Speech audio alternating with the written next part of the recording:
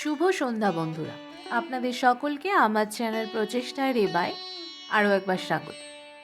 আপনারা শুনছিলেন আমাদের সকলের প্রিয় লেখিকা সুচিত্রা ভট্টাচার্যের লেখা আমি রায়কিশোরী। ইতিমধ্যে আপনারা গল্পের 3টে পর্ব শুনে ফেলেছেন।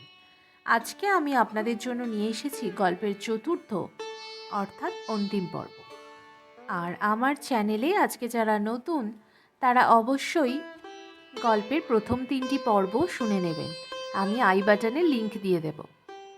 প্রথম 3টি পর্ব যদি আপনারা না শোনেন তাহলে আজকে অন্তিম পর্বে এসে রায়কিশোরীর আনন্দে সামিল হতে পারবেন না।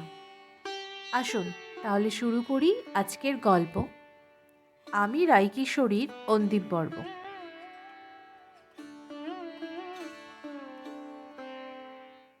কাকনকে দেখুন, মেয়েটার খুশি বুঝি আর ধরে রাখা যাবে না। আবার বসন্তের ছোঁয়ায় ফুলের মতো ফুটে উঠেছে নিত্য নতুন করে। দিন রাত আবিরের সঙ্গে ঘুরছে, এখানে সেখানে দোকানে বাজারে।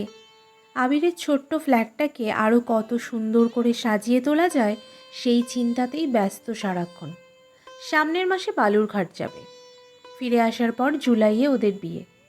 সন্ধেবেলা আজকাল আর মেয়েটাকে পাওয়াই যায় না হস্টেলে, যা একটু দেখা হয় সকালবেলায়। সে সময়ও যেন স্বপ্নের ফেনায় ডুবে থাকে কাকন। শুধু আবির আবির আর আবির। মঞ্জুদির ঘণ্টার শব্দে বিরক্ত হয় না একটুও। শেফালিকে ডেকে ডেকে কথা বলে, এমনকি শুভ্রার ওপরও আর ঘৃণা বিতৃষ্ণা নেই। আমাকে পেলে এক টানা বকবক করে যায়, শুধু আবিরের গল্প আর ভবিষ্যতের হাজার পরিকল্পনার কথা। তার মধ্যেও একদিন হঠাৎ উদাস হয়ে যায়। আমার গলা চড়িয়ে প্রশ্ন করে, এবার শান্তি পাবো তো রে রাই? জানি না কেন গলার কাছে তখন একটা ব্যথা টনটন করে আমার। কেন পাবি না? নিশ্চয়ই পাবি। মনীষ যদি আমাকে একটু বুঝতে পারতো তাহলে হয়তো। বুক ধুক ধুক করে ওঠে। মনীষকে বলতে না পারলে কি করে আবিরকে ভালোবাসবে কাকন? ও দুহাত চেপে ধরে বলি, পুরনো কথা ভুলে যা কাকন, তোর সামনে এখন নতুন, সব নতুন। জানিস, আবির বলেছে এবার থেকে শুধু ব্যবসাতেই মন দেবে, আর আমি নাটক করব প্রাণ ভরে। কত চরিত্রকে আমার ভেতর দিয়েই ফুটিয়ে তুলব দেখিস। ভালো তো। তোকে কিন্তু প্রত্যেক রোববার আমাদের ফ্ল্যাটে যেতে হবে। সারাদিন থাকবি, খাবি, গল্প করবি। আবিরকে তোর খুব ভালো লাগবে দেখিস। ওর হৃদয়টা এত বড়, এত সুন্দর করে কাছে টেনে নেয়। কথা বলতে বলতে এভাবেই আবার আবিরের মধ্যে ডুবে যেতে চায় কাকন। আমি ওকে দেখি, শুধু দেখি। আগের মতো কাকন এখন আর আমার কথা শোনার সময় পায় না। আমিও বলি না। কেন মিছিমিছি ওর আনন্দের মুহূর্তগুলোতে আমার হতাশার ছায়া ফেলি, অথচ মন খুলে কারোর সঙ্গে কথা বলতে বড় ইচ্ছে করে। নিজের প্রতিটি অভিজ্ঞতা আর উপলব্ধির কথা। আর একটা যদি সত্যিকারের বন্ধু থাকতো আমার, কাকনের মতো। কৃষ্ণনগর থেকে ফিরে আসার পর থেকে কি যে এক উজান স্রোতে ভাসছি ভেসেই চলেছি। দম নেওয়ারও সময় পাচ্ছি না যেন। অ্যালেনবেরি থেকে রিগ্রেট লেটার এসেছে। খবরের কাগজ দেখে অতগুলো যে দরখাস্ত ছেড়েছিলাম, 2টোর উত্তর এসেছে মাত্র। পরশু একটা ইন্টারভিউও দিয়ে এলাম, তবে ও চাকরিটাও আমার হবে না। একটাই টেলিফোন অপারেটর পোস্টের জন্য 40 জনকে ডেকেছিল। তাদের মধ্যে অনেকের অভিজ্ঞতাই আমার থেকে বেশি। সাজ পোশাক চাল চলনেও অনেক স্মার্ট। এ কথা আপনি অস্বীকার করতে পারবেন না। বিয়ের বাজারে যেমন, চাকরির বাজারেও সুন্দর মুখের জয় আগে। ওসব বিলিতি কায়দার অফিসে তুলতুলে চেহারার বিলকি সিল্কি মেয়েদের সুযোগ হবে না তো কি আমাদের হবে? না, হিংসে করে বলছি না, নিজের অযোগ্যতার কথা বলছি। মন দিয়ে লেখাপড়াটাও যদি করতাম। দাদা বলেছিল সন্ধেবেলার ল ক্লাসে ভর্তি হয়ে যেতে, টাকা পয়সা যা লাগে দিয়ে দেবে। না, আর কারোর সাহায্য নয়। এবার যা করব নিজেই করব, পায়ের তলার মাটিটা একটু শক্ত হলেই। 2রা জুন আর একটা ইন্টারভিউ আছে। তারপরের মাসে পাবলিক সার্ভিস কমিশনের পরীক্ষা। দেখি একটু বইপত্র উল্টে সরকারি অফিসে কেরানির চাকরি একটা জোটানো যায় কি না। মালহোত্রা ব্রাদার্সের ওপর আর নির্ভর করা যাচ্ছে না। অফিসের অবস্থা বিশেষ ভালো নয়। গত সোমবার টিফিনের পর মিস্টার মেননের কাছে একটা ফাইল নিয়ে গেছি। দেখি ভদ্রলোক শুকনো মুখে মাথা নিচু করে বসে আছে। আমি যে সামনে দাঁড়িয়ে আছি খেয়ালই নেই। এত অন্যমনস্ক তো থাকেন না কখনো। রীতিমতো চটপটে কাজ পাগলা মানুষ।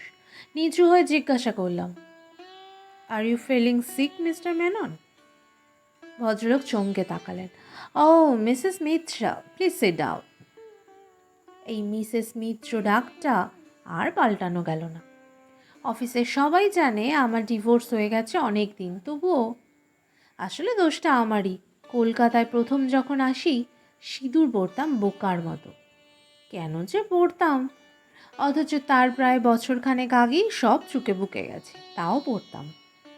সংস্কার নয়, আমি আসলে মনে মনে তখনও কিছু হীনমন্যতায় ভুগছি। চরম অপমানের লজ্জাটাকে বোধহয় ঢাকা দিতে চাইতাম ওভাবেই। বুঝতে পারিনি 5 জনের কাছে নয়, নিজের কাছেই নিজে ছোট হয়েছি।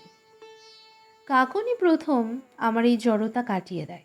যাকগে, মিসেস মিত্রই হই কি মিস চৌধুরী, ডাকে কি যায় আসে, আমি তো আমি। তবে এরপর কোথাও চাকরি পেলে কাউকে আর মিসেস মিত্র বলে ডাকার সুযোগ দেব না। মিস্টার মেনন আমাকে বসতে বলেও কথা বলছেন না। আবার জিজ্ঞাসা করলাম, এনিথিং রং উইথ ইউ? বাড়ির খবর ভালো তো? ভদ্রলোক দুদিকে মাথা নাড়লেন। অভ্যাস মতন তাকে হাত বোলালেন বার কয়েক। আপনি মিস লেপচার কাছে কিছু শোনেননি? না তো। অফিসে বেশি ডিসকাস করবেন না, খবরটা খুব সিক্রেট। বিনোদের ফ্যামিলির সঙ্গে বসের একটা বড় ক্ল্যাশ চলছে।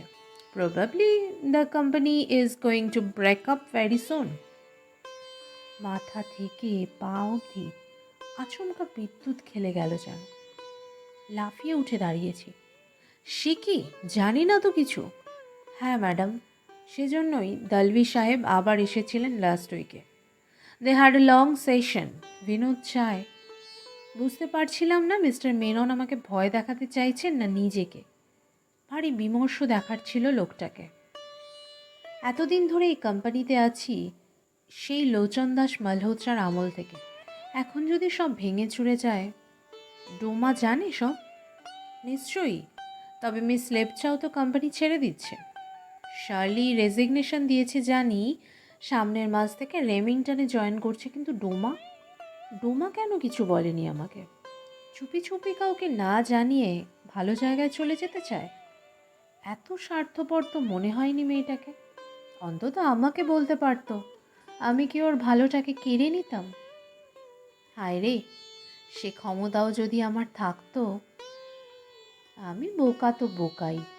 আগেই লক্ষ্য করা উচিত ছিল ডোমা, শার্লি বা ক্রিস্টিন অনেক কথা বললেও নিজেদের কেরিয়ার প্রসঙ্গে একেবারে মুখে কুলু পেটে রাখে।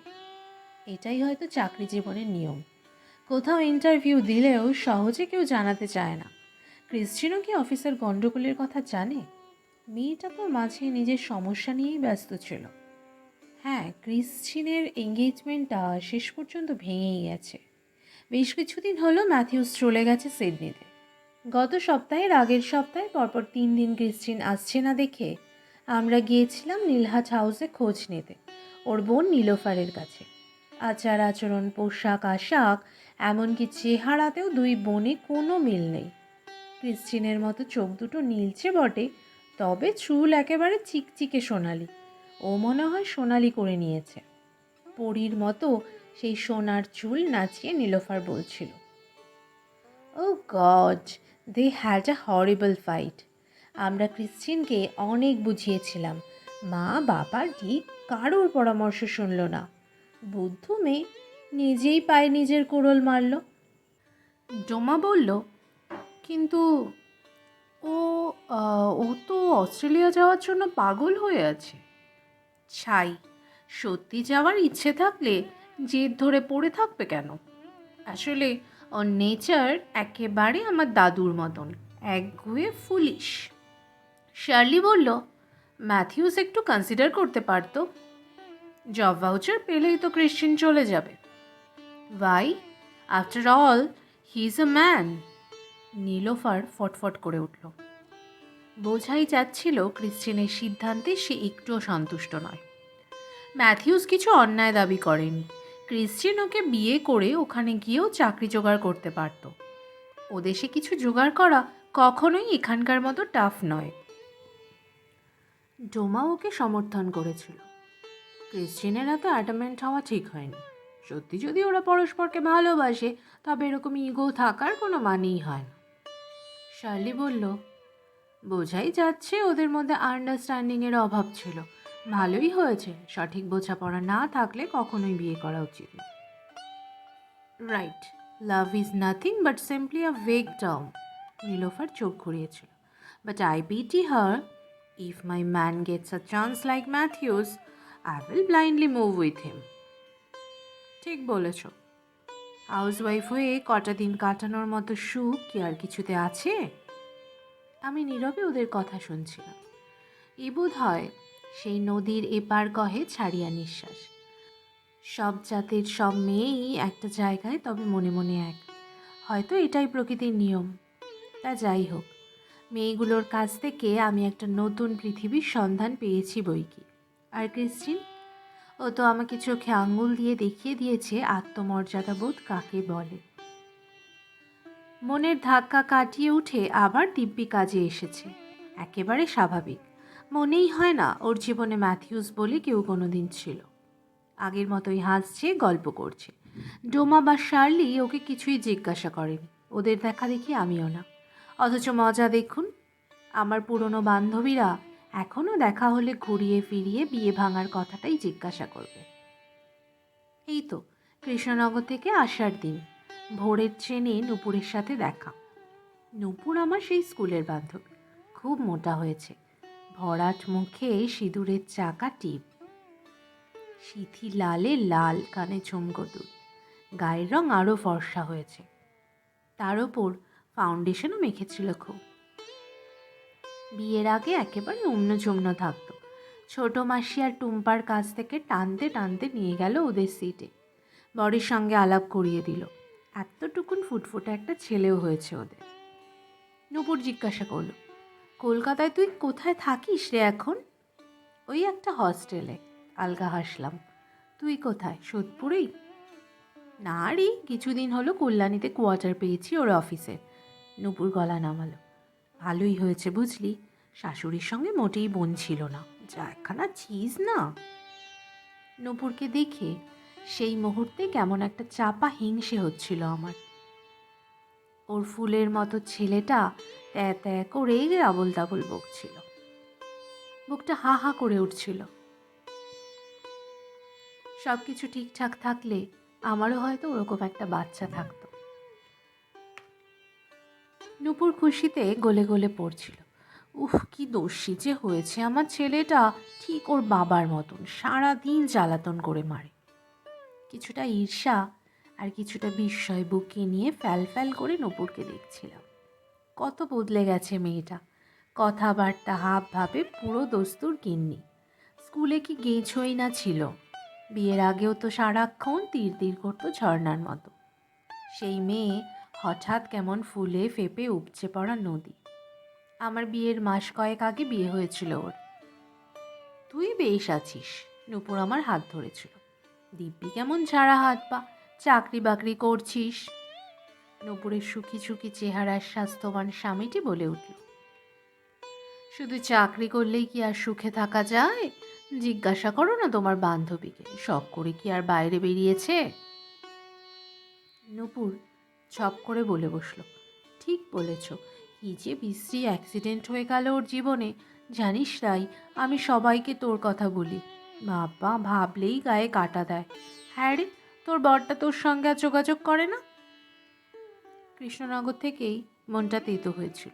একটু রুক্ষভাবেই বলে ফেললাম, আমার সঙ্গে অনিমেষের ডিভোর্স হয়ে গেছে। সে তো জানি। উফ, আজকাল কাগজ খুললেই শুধু বধূ হত্যা, বধূ নির্যাতনের খবর। তোরটাও তো কাগজে 2-4 লাইন বেরিয়েছিল, তাই না? আমার উঠে আসতে ইচ্ছে করছিল ওদের কাছ থেকে। মনে মনে বলেছিলাম, হ্যাঁ রে, আমার মতো ঘটনা যে কোনো সময় যে কোনো মেয়ের ঘটে যেতে পারে, তোরও। এই যে তুই আহ্লাদে ফুলে ফেঁপে উঠেছিস, সেও তো তোর স্বামী নামক বটগাছটিকে ভালো মতো জড়াতে পেরেছিস বলেই না। নূপুর বলল, অনেক দিন পর তোর সাথে দেখা হয়ে ভালো লাগলো রে রাই। আমারও ভালো লাগছিল রে নূপুর, কিন্তু কেন বারবার খোঁচা মারছিলি? এটা কি ধরনের ভদ্রতা? কথা না থাক, বুড়ো আঙুল নাচিয়ে ঝগড়া কর না ছোটবেলার মতো। আড়ি আড়ি আড়ি, কাল যাবো বাড়ি। নূপুর ক্রিশ্চিনের কথা শুনলে কি বলতো? এরকমও যে করতে পারে কোনো মেয়ে, নূপুররা স্বপ্নেও কল্পনা করতে পারে না। আজ বিকেলে ছুটির পর লিফট থেকে নামছি। শার্লি চলে গেল ডান দিকে, হেঁটেই ফেরে। স্টিফেন হাউস থেকে ছাতাওয়ালা গলি আর কতটুকু। ডোমাও নেমে ওপারে গেল। মিনি বাস স্ট্যান্ডে সানি অপেক্ষা করছে ওর জন্য স্কুটার নিয়ে। আমি আর ক্রিশ্চিন কয়েক সেকেন্ড দাঁড়িয়ে রইলাম। কদিন আগেও ম্যাথিউস রোজ নিতে আসতো ক্রিশ্চিনকে, এখন কত দূরে চলে গেছে। ক্রিশ্চিনকে যেন একটু মন মরা দেখালো। নিশ্চয়ই ওর মন কেমন করছে। ম্যাথিউসেরও কি একবারও মনে পড়ে না ওর কথা? আলগাভাবে মেয়েটার কাঁধে হাত রাখলাম। কিসে ফিরবে? লেডিস ট্রামে? বাড়ি ফিরতে ভালো লাগছে না, কোথাও একটা যাওয়া যায় কিনা ভাবছি। আমি তোমাকে একটা সুন্দর জায়গায় নিয়ে যেতে পারি, জব চার্নকের সমাধি। এত পিসফুল জায়গাটা। না, তুমি যাও। I will go alone to any damn friend. আমি তোমার বন্ধু নই? নরম চোখে হাসলো ক্রিশ্চিন। শিওর, তুমি আমার খুব মিষ্টি বন্ধু। তাহলে চলো আমার সঙ্গে, একটু ঘুরে বাড়ি ফিরে যাবে। চলো। ক্রিশ্চিন আমার আঙুলে আঙুল জড়ালো। জনারণ্যের ভেতর দিয়ে আমরা দুজন নিঃশব্দে হেঁটে চলেছি। শেষ বেলার সূর্য হলুদ আলো ছড়িয়ে দিয়েছে চারিদিকে। সেই আলোতে ক্রিশ্চিনের জংলা রং ছাপ মিডিটা আরও উজ্জ্বল হয়ে উঠল। সারাদিন গুমোটের পর এলোমেলো বাতাস বইতে শুরু করেছে। হাঁটতে হাঁটতে মনে হচ্ছিল যেন সেই মুহূর্তে ডালহাউসি পাড়ায় কেউ নেই। ট্রাম, বাস, মিনি বাস, গাড়ি, এলোপাতাড়ি মানুষজন, কেউ না, কিচ্ছু না। কিংবা সবই আছে, চিৎকার, কোলাহল। আমি আর ক্রিশ্চিন শুধু কোনো ম্যাজিকে অদৃশ্য মানুষ হয়ে সমস্ত রকম ভিড় আর শব্দ পার হয়ে চলেছি। চার্চের পেছনে সমাধিগুলোর সামনে এসে ক্রিশ্চিনের হাত কপাল ছুঁয়ে বুকে ক্রস টানল। তোমার এসব জায়গায় আসতে ভালো লাগে রাই? সত্যি, কেন যে এখানে বারবার আসি আমি? কাউকে খুঁজতে আসি কি? কোনো বন্ধু, কোনো সমব্যথী? ক্রিশ্চিন গোটা জায়গাটা ঘুরে দেখে আবার প্রশ্ন করল, why Rai, why you love this place? জানি না, মাথা নাড়লাম। আমি বোধ হয় এখানে এসে অতীতকে দেখতে পাই। দেখছো না, এই শহরটার একটা অতীতও কেমন এখানে চুপটি করে শুয়ে আছে। ক্রিশ্চিন কি বুঝলো কে জানে, নীল চোখ ছড়িয়ে কিছুক্ষণ দেখলো আমাকে। পশ্চিম আকাশ থেকে কয়েক টুকরো রোদ এসে ছুঁয়ে যাচ্ছে ঘাসের শরীর। হলওয়েল মনুমেন্টের দিকে তাকিয়ে ক্রিশ্চিন বলল, but I hate English people, I hate Indians too. কেন Christine? Because we are their by products, not fully Indian, not fully English. এটা তোমার ভুল সেন্টিমেন্ট। নো। ক্রিশ্চিনের গলায় ঝাঁঝ। I won't stay here, I must go away from India. তাহলে ম্যাথিউসের সঙ্গে গেলে না কেন? ক্রিশ্চিন এবার চোয়াল শক্ত করল। Stop talking about that man, I don't need হিম। মেয়েটা নিশ্চয়ই মনের কথা কাউকে বলতে পারেনি, কেউ তো বুঝতেই চায়নি। একা একাই সহ্য করছে মনের ভারটুকু। ওকে হালকা করা দরকার। কাছে এসে আর একটু খোঁচাতে চাইলাম। যাই বলো, অস্ট্রেলিয়া যাওয়ার একটা সহজ সুযোগ কিন্তু তুমি হারালে। No, I have missed nothing. আমি ঠিক সিদ্ধান্তই নিয়েছি। জানো, ম্যাথিউস আমার একটা কথাও বোঝার চেষ্টা করেনি। শেষের দিকে জোর খাটাতে গিয়েছিল। আমি হয়তো ওর প্রস্তাবই মেনে নিতাম, চলে যেতাম ওর সঙ্গেই। পরে ভেবে দেখলাম বিয়ের আগেই যার সঙ্গে মতের মিল হচ্ছে না, দেখো, সম্পর্ক একবার ছিঁড় খেয়ে গেলে তাকে জোর করে জোড়া লাগানোর চেষ্টা না করাই ভালো। কিন্তু তুমি তো ওকে ভালোবাসো। So what? ভালোবাসা মানে আত্মসমর্পণ নয়? সে যদি আমার ইচ্ছেটাকে বুঝতেই না পারলো, আমাকে সম্মান করতেই না জানলো, আমি কেন তার কাছে হ্যাংলার মতো যাব?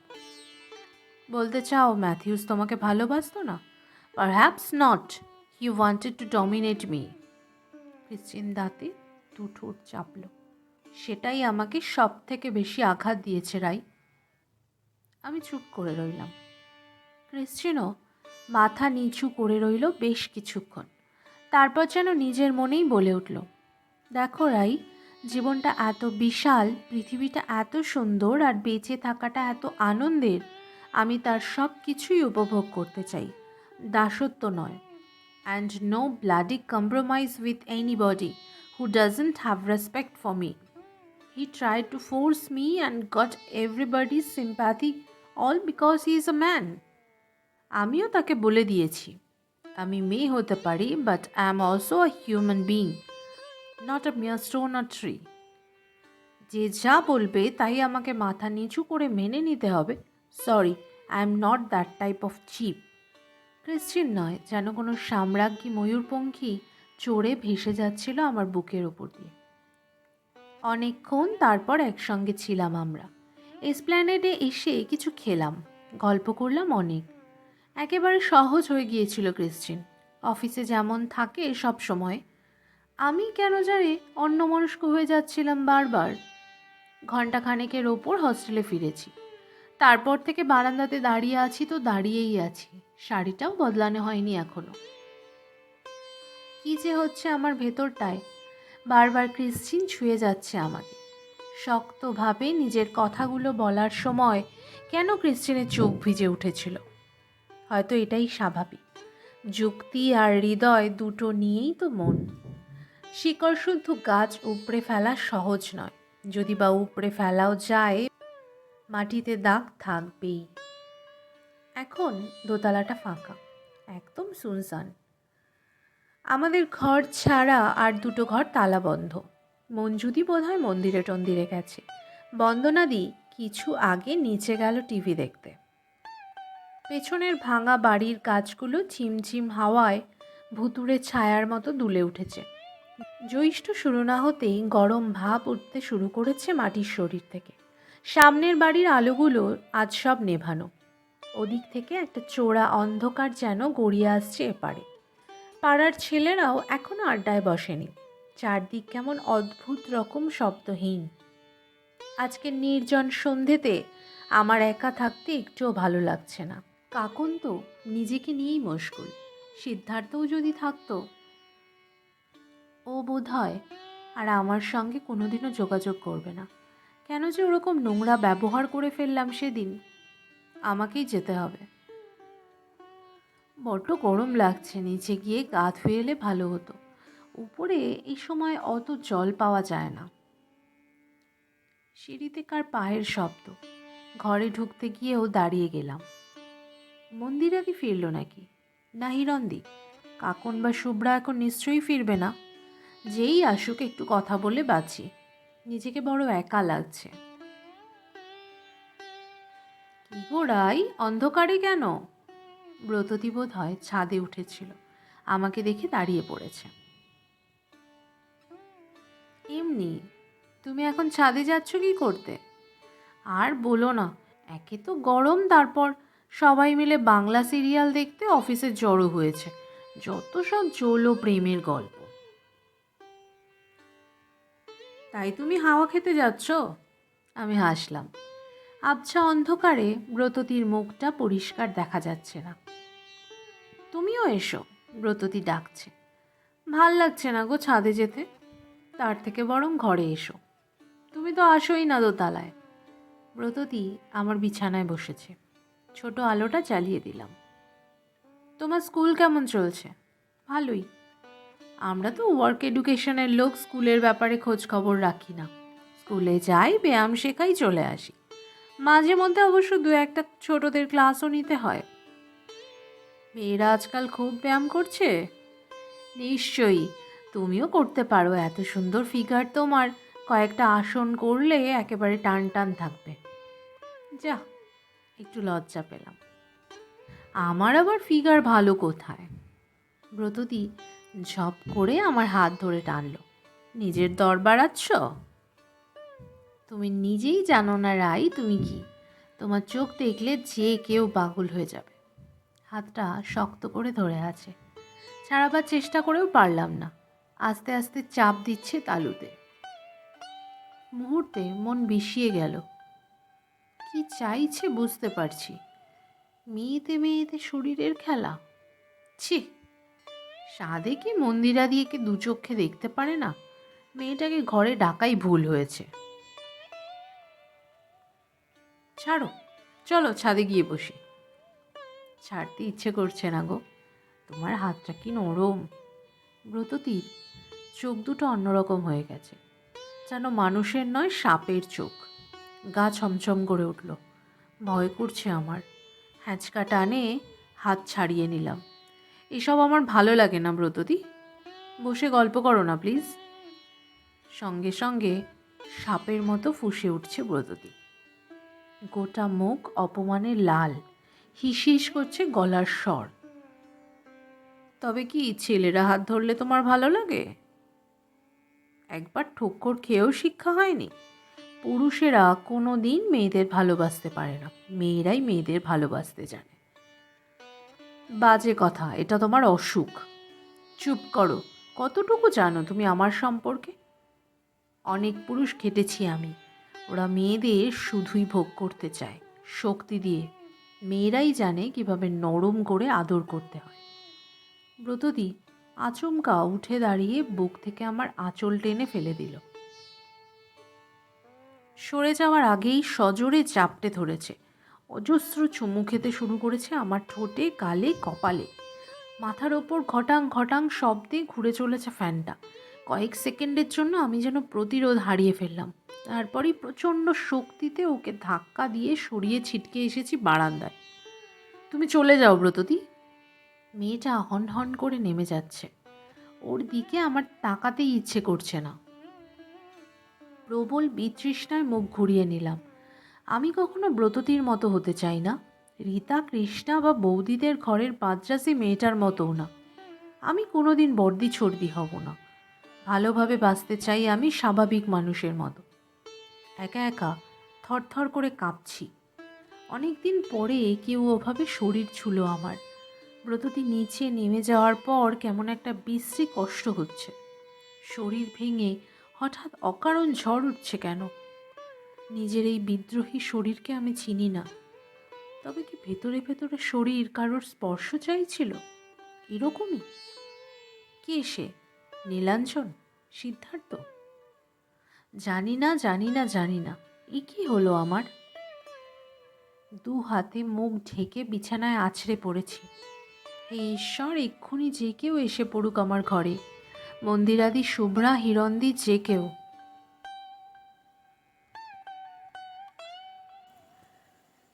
চারিদিক ধোয়া করে তুমুল বৃষ্টি নেমেছে। এক হাত দূরের কিছু দেখা যায় কি যায় না।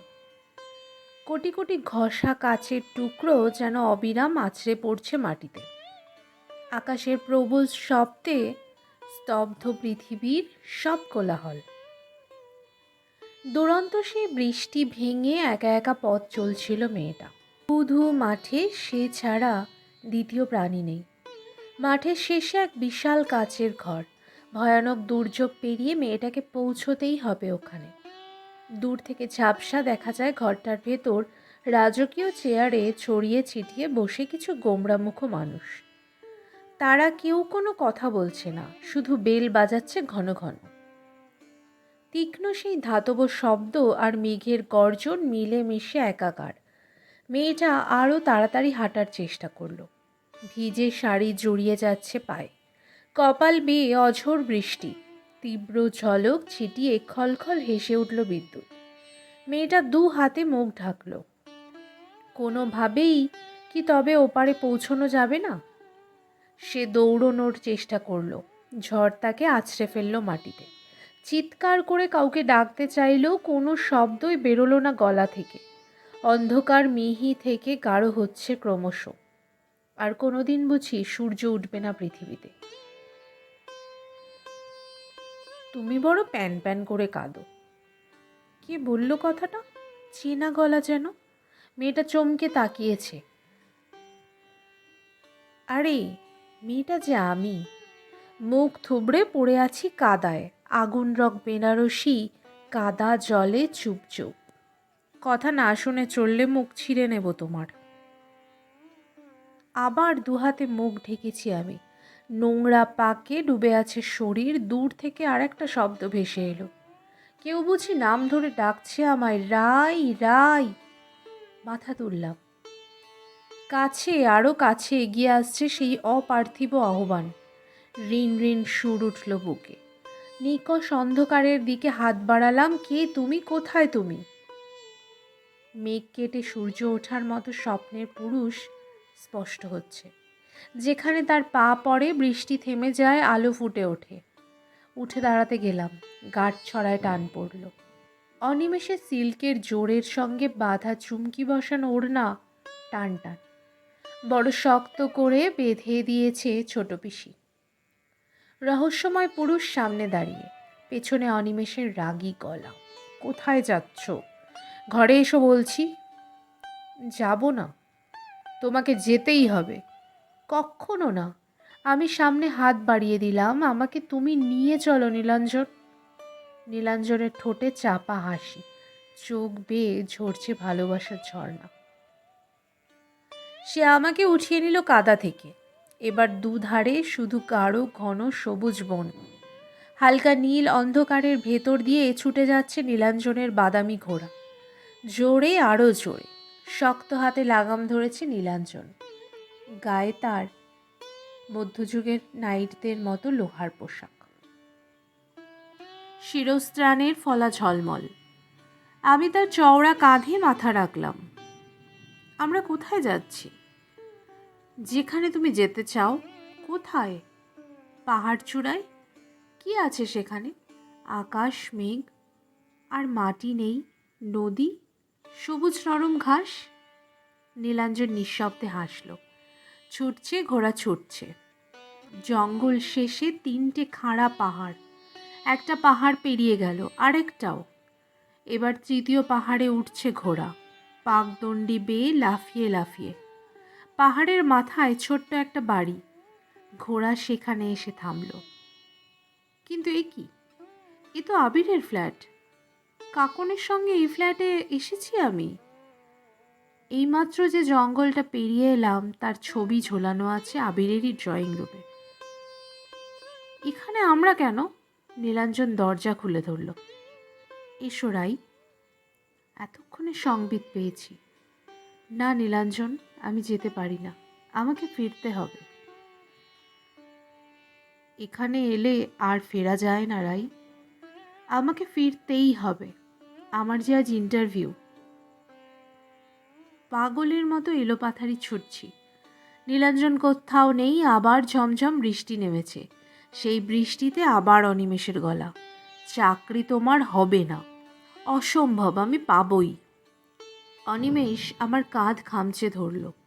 ঝাঁকাচ্ছে ঝাঁকাচ্ছে। এই রাই, ওঠো, শিগগিরই ওঠো। কাকলিকে হাসপাতালে নিয়ে যাওয়া হচ্ছে। চমকে তাকিয়েছি। বন্দনাদি জোরে জোরে ঠেলছে। কি ঘুম রে বাবা তোর! গোটা হস্টেল কখন জেগে গেছে। অদ্ভুত স্বপ্নটা এখনো লেগে আছে চোখে। কোনো কথাই মাথায় ঢুকছে না। বন্দনাদি দৌড়ে জানালার কাছে চলে গেল। রাস্তার দিকের 3টে জানালায় দাঁড়িয়ে আরও অনেকে। মন্দিরাদি, মঞ্জুদি, শেফালি, দীপ্তি, শুভ্রাও। বাইরে মুষলধারে বৃষ্টি। এই বৃষ্টিই তাহলে এতক্ষণ আমার স্বপ্নের ভেতর। লাফ দিয়ে সুকৃতির কাঁধের পেছনে পৌঁছে গিয়েছি। কি হয়েছে কাকলির? বন্দনাদি জানালা থেকে মুখ ফেরালো। উত্তেজনায় ফুটছে। উফ, মাঝরাত থেকে নিচে সে কি হুলুস তুলুস কাণ্ড। লুকিয়ে লুকিয়ে কোত্থেকে কাল অ্যাবর্শন করিয়ে এসেছিল। ব্যাস হঠাৎ শুরু হয়ে গেছে ব্লিডিং। কি রক্ত কি রক্ত! দীপ্তির মুখ ভেঙে চুরে গেল। আর বোধহয় এক ফোঁটাও রক্ত নেই মেয়েটার শরীরে। যন্ত্রণায় কাটা ছাগলের মতো ছটফট করছিল। এই তো ভোর হতে পাড়ার ডাক্তার এলো। আমার নিঃশ্বাস বন্ধ হয়ে আসছে। ঘরের সকলে কথা বলছে, প্রবল বৃষ্টির শব্দে মাঝে মাঝে হারিয়ে যাচ্ছে ওদের গলা। কিছু শুনছি, কিছু শুনছি না। স্তব্ধ হয়ে দাঁড়িয়ে আছি শুধু। কাকলের জন্য কি তবে এই পরিণতিই অপেক্ষা করছিল? নিচে ট্যাক্সির দরজা বন্ধ করার আওয়াজ। ওপরের সকলে আবার হুড়মুড় করে জানালায়। ছর্দি আর বৌদি ধরাধরি করে কাকলিকে পেছনের সিটে তুলেছে। বুলবুল ছাতা ধরে আছে পেছন থেকে। থপথপে শরীর নিয়ে বর্দি ভিজে ভিজেই বেরিয়ে এলো। বিদ্যুৎ চমকাচ্ছে ঘন ঘন। গুম গুম মেঘ ডেকে উঠল। বর্দি ওপর দিকে মুখ তুলে ডাকছে, মন্দিরাদি আপনি যাবেন নাকি? গেলে ভালো হয়। মন্দিরাদি জানলা থেকে সরে এলো। মাথা খারাপ? এই কেস নিয়ে হাসপাতালে গিয়ে মরি আর কি, ওসব ঝামেলায় আমি নেই। ট্যাক্সির সামনে ছাতার ভিড়। এই বৃষ্টির ভোরে ভাগ্যিস পাড়ার লোকেরা এখনো জাগেনি। কাকলিকে নিয়ে ছর্দি আর বৌদি চলে গেল। ঘন আকাশ মাথায় নিয়ে এইমাত্র গলির মুখ ঘুরে গেল ট্যাক্সি। আর কারোর কি যাওয়ার দরকার ছিল? ইচ্ছে করছে এক ছুটে নিচে নেমে যাই। কি করে যাই? আমার পা দুটো যে নিথর হয়ে গেছে। তাছাড়া আজই আমার ইন্টারভিউ ক্যামাক স্ট্রিটের অর্জুন ট্রাভেলসে। কটা বাজলো এখন? বেলা বোঝা যাচ্ছে না। জারুল গাছের মাথায় চড়ে তাণ্ডব নাচ নাচছে আকাশ। শীত করছে আমার, শরীর কাঁপছে অল্প অল্প। ভালো করে আঁচল জড়িয়ে নিজের বিছানায় বসে পড়লাম। চারদিকে জমাট স্যাঁতস্যাঁতে ঠান্ডা। হাত বাড়িয়ে র্যাক থেকে ঘড়ি পারলাম।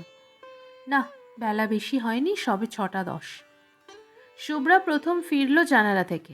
নিজের মনে বিড়বিড় করছে, বোকা বোকা রাম বোকা মেয়েটা, এমন ভুল কেউ করে? আশ্চর্য।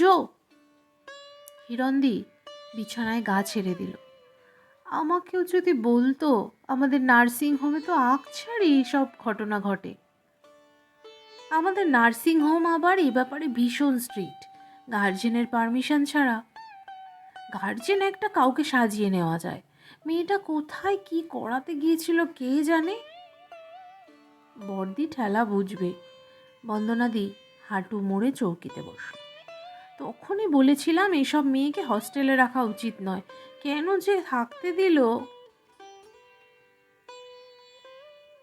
কাকলির জ্যাঠামশাই যে উকিলবাবুর বন্ধু, উনি নাকি বরদিকে বলে গিয়েছিলেন মেয়েটার ওপর নজর রাখতে। আহা, মেয়ে যেন কচি খুকি, বর্দি ধমকালেই গর্তে ঢুকবে। তা কেন?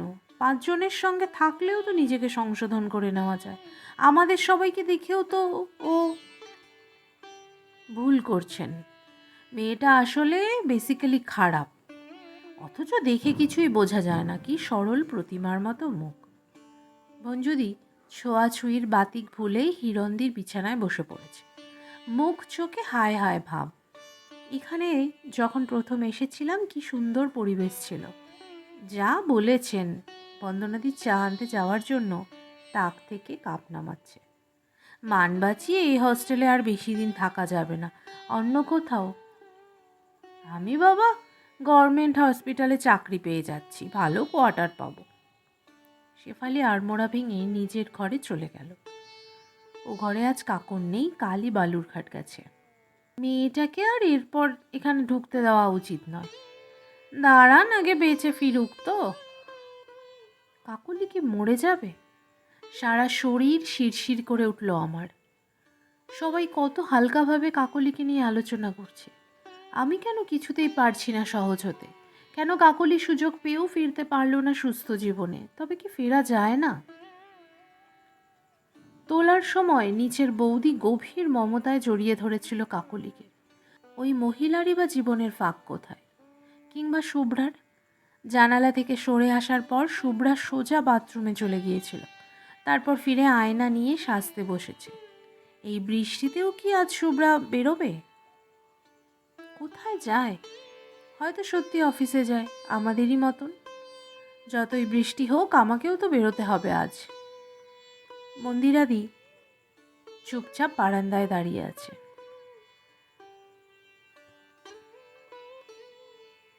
চা আনতে যেতে গিয়েও থমকে দাঁড়ালাম।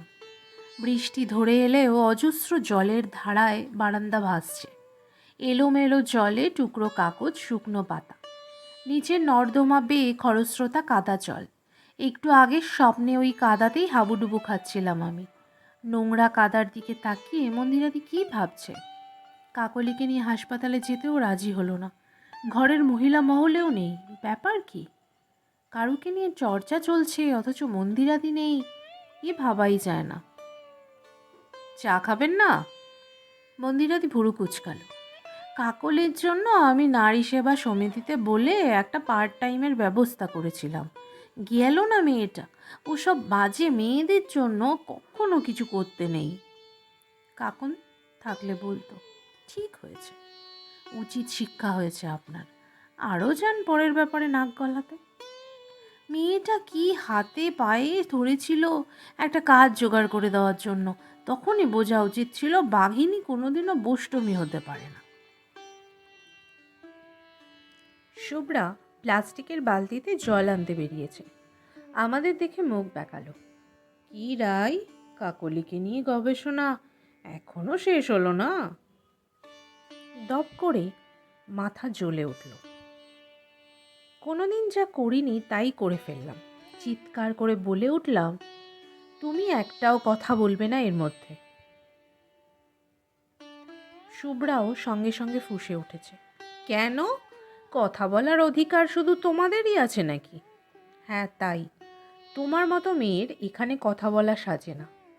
যাও যাও, সবারই সব চরিত্র জানা আছে আমার। মন্দিরাদি আমার হাত ধরে টানল। চুপ কর রাই, ওর সঙ্গে কথা বলে নিজেকে ছোট করিস না। কেন চুপ করব? শরীর বেচা ছাড়া আর কোনোভাবে রোজগার করা যায় না? কোনো উপায় না থাকলে অনেক ওয়েলফেয়ার সোসাইটি আছে, হোম আছে, সেখানে যেতে পারি। নিরাশ্রয় মেয়েদের জন্যও তো। কে বলেছে আমি নিরাশ্রয়? শুভ্রার গলা বিকৃত হয়ে গিয়েছে। কতটুকু জানো তুমি আমার সম্পর্কে? বড় বড় কথা বলো না। মেয়েদেরকে তেল নুন সাবানের বেশি কেউ দাম দেয় না, বুঝলে? ছেলেরাও আমাদের এক্সপ্লয়েট করে, আমরাও ছেলেদের এক্সপ্লয়েট করি, বেশ করি। বাহ বাহ, চমৎকার যুক্তি। হ্যাঁ তাই, তোমাদের মতো ভাবের ঘোরে চলি না আমি। শুভ্রা হাঁপাচ্ছে। নিচের বৌদিকে দেখো না, নিজে অক্ষম বলে স্বামী এক মালদার পার্টির সঙ্গে জুতে দিয়েছে বউকে। তার হুকুমে বৌদিকে ছেলে মেয়ে ছেড়ে হোস্টেলে এসে থাকতে হয়। আর কাজকর্ম শেখার কথা বলছিলে না? আমার বাবা চায় আমি আমার বসের সঙ্গে সম্পর্ক রেখে এভাবে তাকে টাকা এনে দিই, তাকে আনন্দে রাখার জন্য এখানে সেখানে বেড়াতে যাই, কি বুঝলে?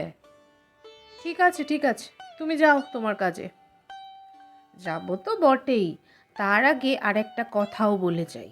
আমি কেপ্ট হই আর বউই হই, সবসময় ভোগেরই বস্তু। অতএব যতদিন বাঁচবো ছেলেদের স্কুইজ করবই।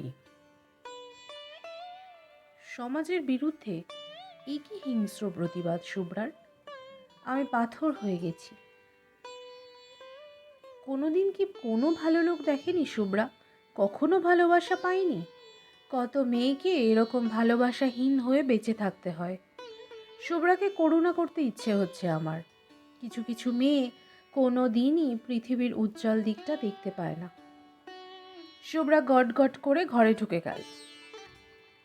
চোখ দুটো ভাটার মতো জ্বলছে। ওর এত রাগ কার ওপর? কার প্রতি এত ঘৃণা? দোতলার সব বোর্ডার বারান্দায় বেরিয়ে এসেছে। বন্দনাদি লাফিয়ে আমার কাঁধ চেপে ধরল। ঠিক করেছিস রাই, খুব ভালো করেছিস। ওকে এরকম সোজাসুজি বলার দরকার ছিল। দু আঙ্গুলে কপাল চেপে ধরলাম। শিরাগুলো সব ছিঁড়ে পড়বে যেন। এই কি করলাম? কারোর সঙ্গে এভাবে ঝগড়া করিনি কোনোদিনও। মঞ্জুদি পিঠ চাপড়ে দিচ্ছে। কিছুতেই হাতে নাতে ধরা যাচ্ছিল না, খালি পিছলে পিছলে যায়। এবার যদি ওকে হস্টেল থেকে তাড়ানো না হয়। হ্যাঁ, সবাই মিলে উকিলবাবুর সঙ্গে কথা বলবো। আজই সমস্ত নোংরা সাফ করতে হবে এখানকার। সবাইকে ছাড়িয়ে নিচে নেমে এলাম। দম বন্ধ হয়ে আসছে। ছেলেরা নয়, মেয়েরাই আমাদের সব থেকে বড় শত্রু। বিন্দুমাত্র সহানুভূতি দিয়েও আমরা মেয়েরাই আরেকটা মেয়েকে বিচার করতে নারাজ। যুক্তি দিয়ে বোঝার আগে আমরা সমালোচনা করতে শিখি। শিক্ষা না কুশিক্ষা? খাবার প্যাসেজে চা নিয়ে বসেছি। মাত্র ঘণ্টাখানেক আগে কাকলিকে হাসপাতালে নিয়ে যাওয়া হয়েছে। এর মধ্যেই সব রোজকার মতোই স্বাভাবিক। মনেই হয় না এ বাড়িরই একজন মৃত্যুর সঙ্গে লড়াই করছে এখন। বুলবুল ঘরে টেপ বাজাচ্ছে। গান শুনতে শুনতেই ঝগড়া করছে সর্বরীর জায়গায় নতুন আসা মেয়েটার সঙ্গে। মেয়েটা নাকি রোজ ওর ব্রাশ দিয়ে দাঁত মেজে রাখে। মধুছন্দা আর তামিল মেয়েটা অফিস বেরিয়ে গেল। কৃষ্ণা মিনতিরাও তৈরি হচ্ছে। দীপ্তি দাঁড়িয়ে দাঁড়িয়ে চা খেয়েই বেরিয়ে গেল। বিভিন্ন জায়গায় ঘুরে ঘুরে ম্যাসাজিংয়ের কাজ করে। যদি স্নান সেরে সামনে দিয়ে যাওয়ার সময় আমার মুখের কাছে মুখ এনে ফু দিয়ে চলে গেল। চা শেষ না করেই উঠে দাঁড়ালাম। গোটা মুখ বিস্বাদ হয়ে গেছে। না, কাকলির জন্য কোথাও কিছু থেমে থাকবে না। দুনিয়া তার নিয়ম মতোই চলে। আমাকে 10টা নাগাদ বেরোতে হবে। 11:30টায় ইন্টারভিউ। বৃষ্টি প্রায় থেমে এসেছে। নীরব কান্নার মতো মোটা মোটা দানায় ঝরছে এখন। পেছনের ভাঙা বাড়ির গাছগুলির সবুজ হঠাৎ ভিজে ঝকঝকে। বারান্দায় 2-1 সেকেন্ড দাঁড়িয়ে ঘরে এলাম। শুভ্রা বেরিয়ে গেছে। বেচারি রাজ আমার জন্য সাজগোজ করা হলো না। মন্দিরাদি বাথরুমে, বন্দনাদি খবরের কাগজ পড়ছে, আর মঞ্জুদি যথারীতি চৌকিতে পাতা কম্বলের আসনে। বৌদি ছোড়দি এখনো ফিরল না কেন? হিরণদিকে প্রশ্নটা করতে যাওয়ার আগেই হিরণদি আমার দিকে তাকিয়ে আক্ষেপ করে উঠল। দেখলে তো রাই, থেমে গেল বৃষ্টিটা। আর একটু হলে কি ক্ষতি হতো? আপনার ডিউটি নেই? সেই কথাই তো বলছি, মাঝরাত থেকে জেগে আছি। ভাবলাম বৃষ্টির দোয়াই দিয়ে আজ ডুব মেরে দিই। আকাশ কেমন হতচ্ছাড়া দেখো। বেরোবেন তাহলে? সিদ্ধার্থ নিশ্চয়ই প্রথমটাই উত্তর দেবে না। তখন বলবো, কি বলবো?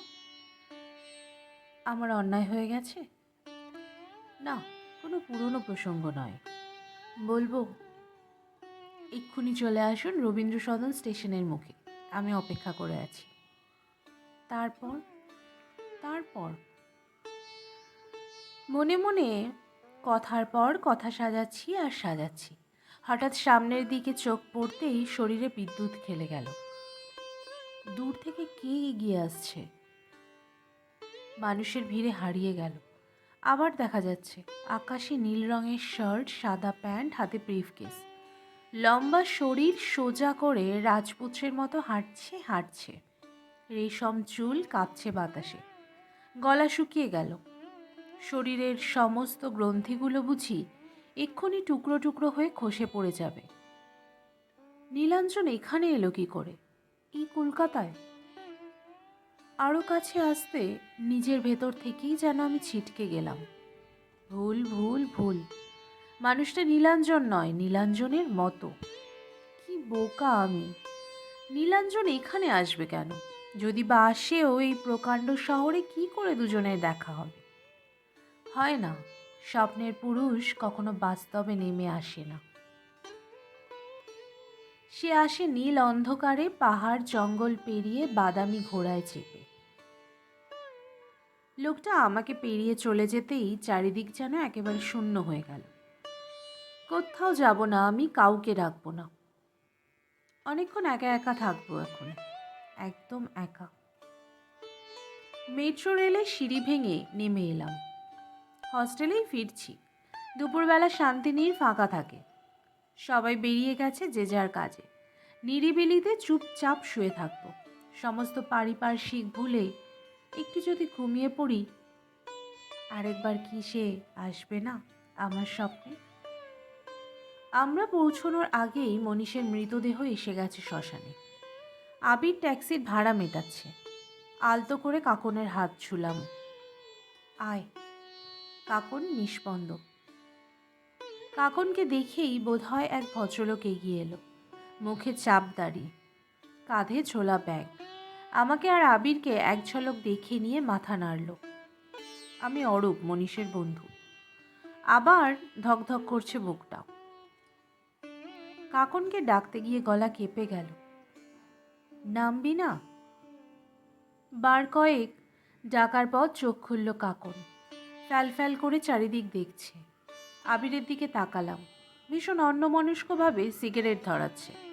মনে হয় সেও যেন এই মুহূর্তগুলোর মধ্যে নেই। সমস্ত কঠিন দায়িত্ব এখন শুধু আমারই। কাকনের হাত ধরলাম।